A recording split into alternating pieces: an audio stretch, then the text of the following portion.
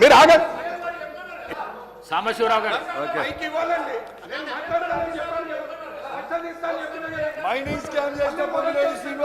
Thank you sir.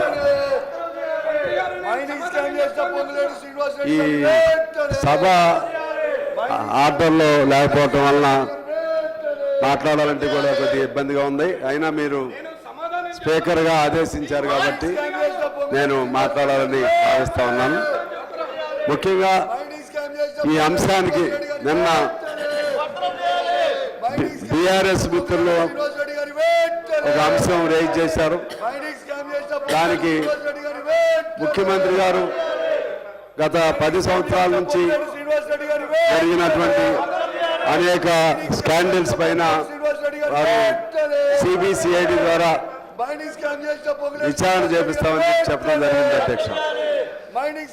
దానికి వీరేమో satisfy కావట్లేదు. నాకు తెలిసి ఇది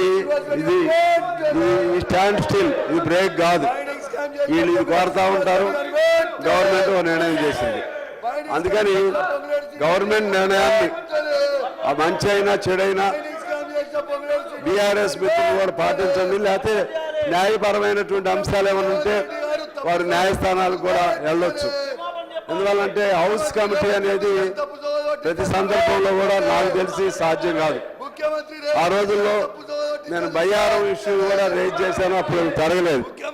అయితే దీనికి ఈ అంశానికి సంబంధించి ఇక ప్రొలాంగ్ డిస్కషన్ బదులు నేను మిమ్మల్ని కోరుతా ఉన్నాను. అనేక సందర్భాల్లో సభ్యుల్ని ఆర్డర్ తీసుకురావడం కోసం వాళ్ళు విననప్పుడు సస్పెండ్ చేయవచ్చు.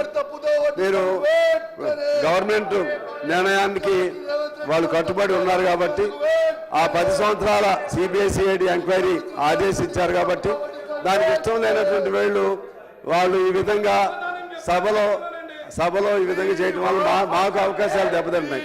అందుకని మీరు సస్పెన్షన్ అనేది ప్రజాస్వామ్య ప్రక్రియలో తప్పేం కాదు. వారిని సస్పెండ్ చేయమని నేను కోరుతా ఉన్నాను అధ్యక్ష.